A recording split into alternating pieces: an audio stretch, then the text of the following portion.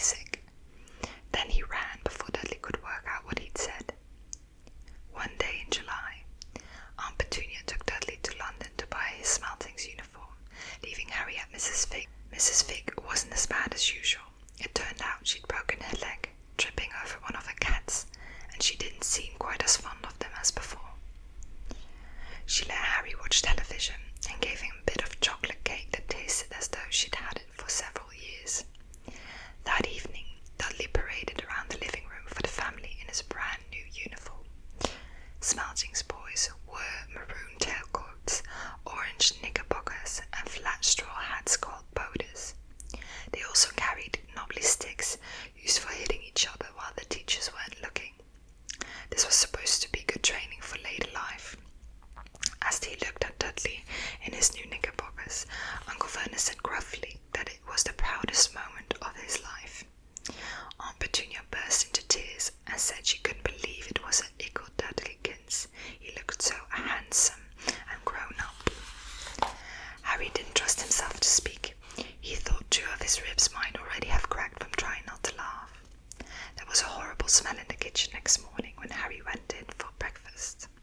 It seemed to be coming from a large metal tub in the sink. He went to have a look. The tub was full of what looked like dirty rags swimming in grey water. "What's this?" he asked Aunt Petunia. Her lips tightened as they always did if he dared to ask a question. "Your new school uniform," she said. Harry looked in the bowl again. "Oh," he said, "I didn't realise it had to be so wet." "Don't be stupid," snapped Aunt Petunia. "I'm dyeing some of Dudley's old things grey for you. It'll look like just everyone else's when I've finished." Harry seriously doubted this, but thought it best not to argue. He sat down at the table and tried not to think about how he was going to look on his first day at Stonewall High, like he was wearing bits of old elephant skin probably. Dudley and Uncle Vernon came in, both with wrinkled noses because of the smell from Harry's new uniform. Uncle Vernon opened his newspaper as usual, and Dudley banged his smelting stick, which he carried everywhere, on the table. They heard the click of the letterbox and flop of letters on the doormat. "Get the post, Dudley," said Uncle Vernon from behind his paper. "Make Harry get it." "Get the post, Harry." "Make Dudley get it." "Poke him with your smelting stick, Dudley." Harry dodged the smelting stick and went to get the post. 3 things lay on the doormat. Postcard from Uncle Vernon's sister Marge, who was holidaying on the Isle of Wight. Brown envelope that looked like a bill, and the letter for Harry. Harry picked it up and stared at it, his heart twanging like a giant elastic band. No one ever in his whole life had written to him. Who would? He had no friends, no other relatives. He didn't belong to the library, so he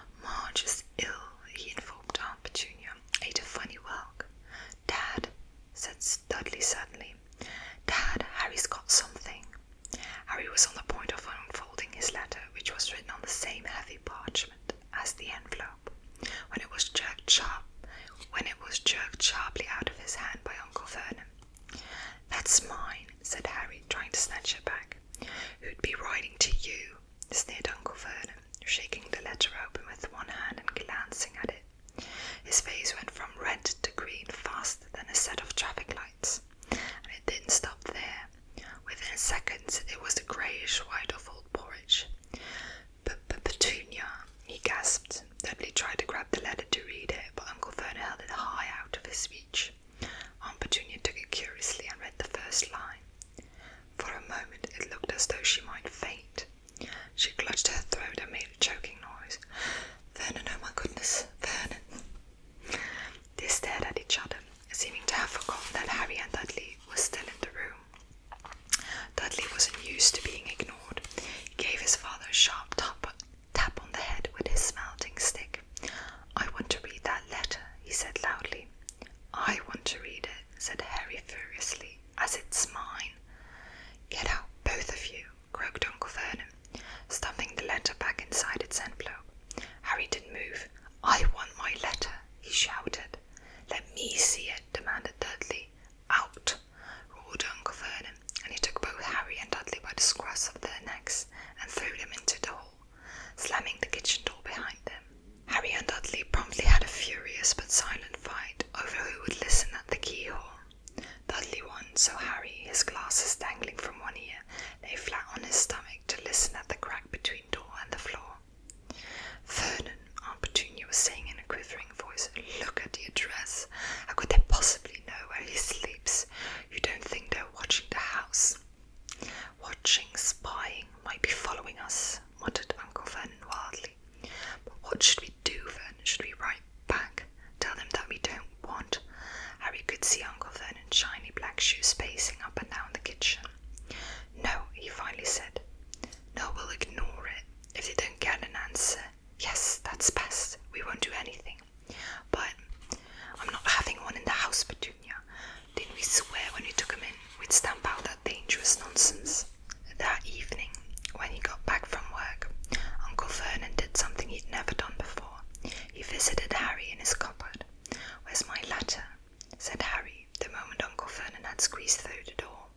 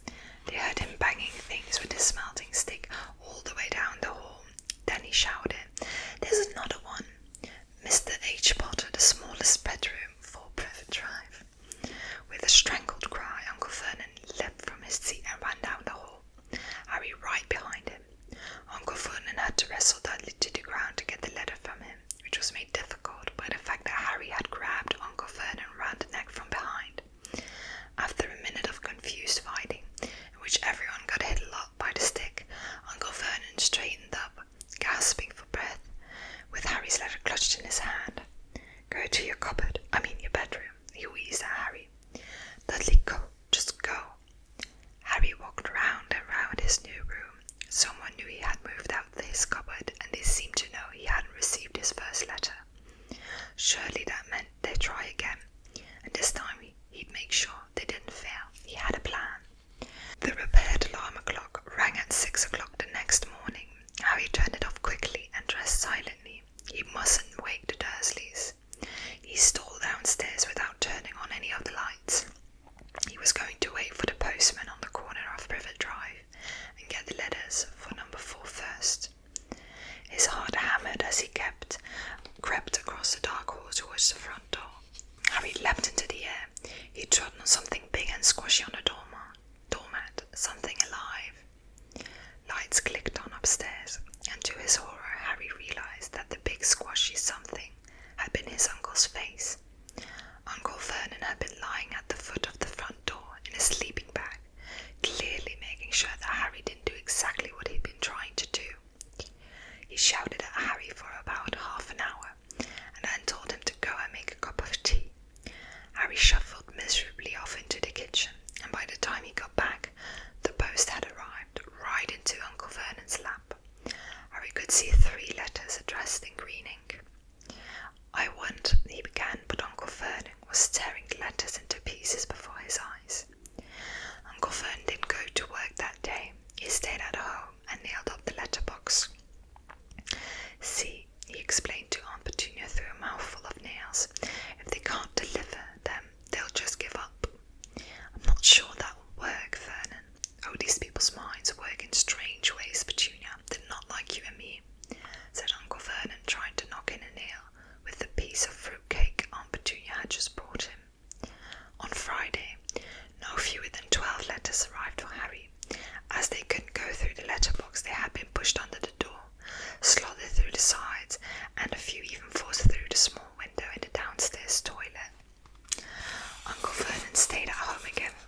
After burning all the letters, he got out a hammer and nails and boarded up the cracks around the front and back doors so no one could go out. He hummed tiptoe through the tulips as he worked and jumped at small noises.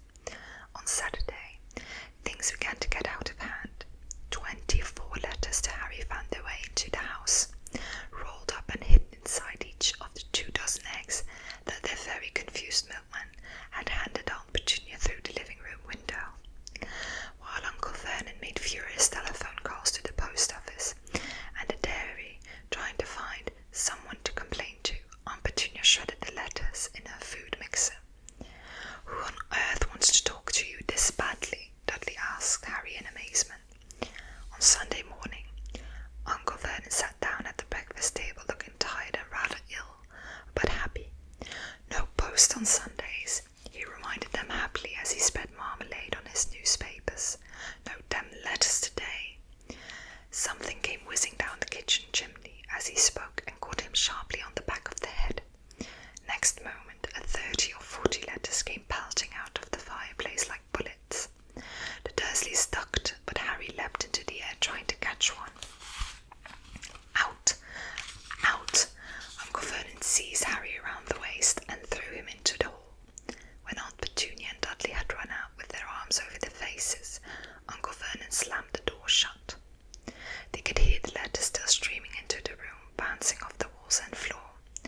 "That does it," said Uncle Vernon, trying to speak calmly, but pulling great tufts out of his moustache at the same time. "Want you all back here in 5 minutes, ready to leave. We're going away. Just pack some clothes, no arguments." He looked so dangerous with half his moustache missing that no one dared argue. 10 minutes later they had wrenched their way through the boarded up doors and were in the car, speeding towards the motorway.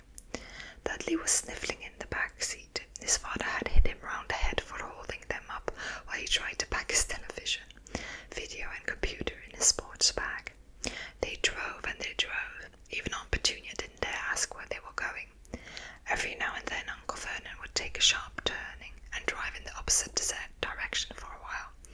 Shake him off, he would mutter when they did this.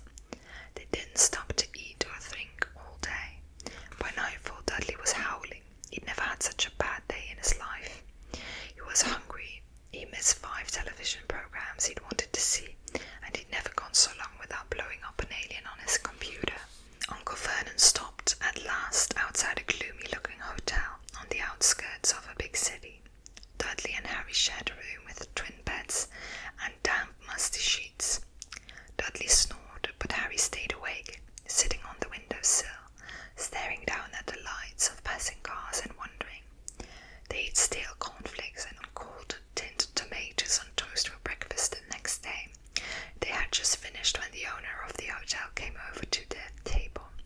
"Excuse me, but is one of you Mr. H. Potter?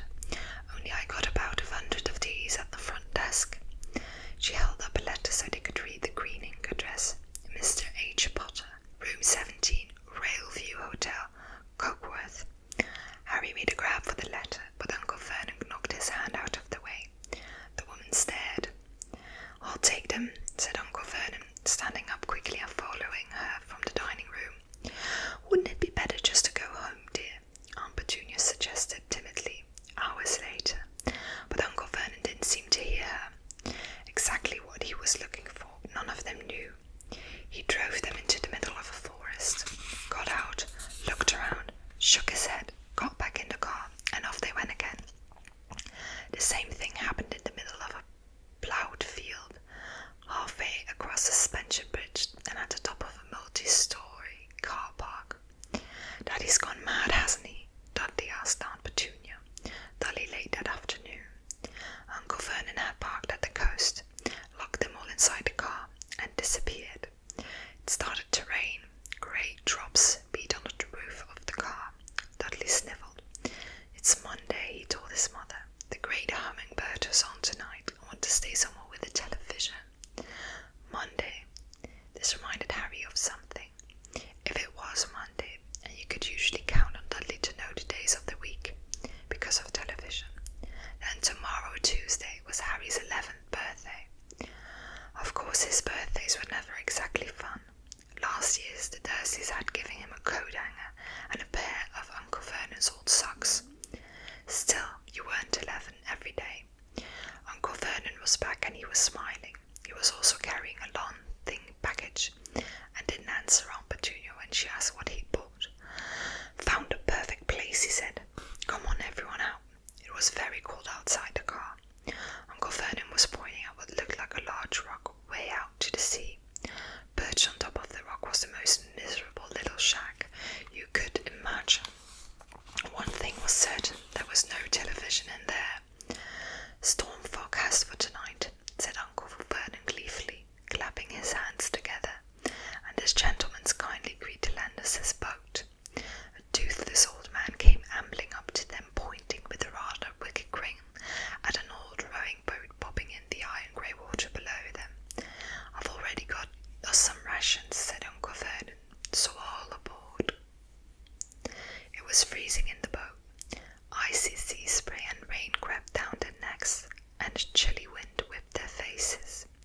After what seemed like hours, they reached the rock where Uncle Vernon, slipping and sliding, led the way to the broken-down house.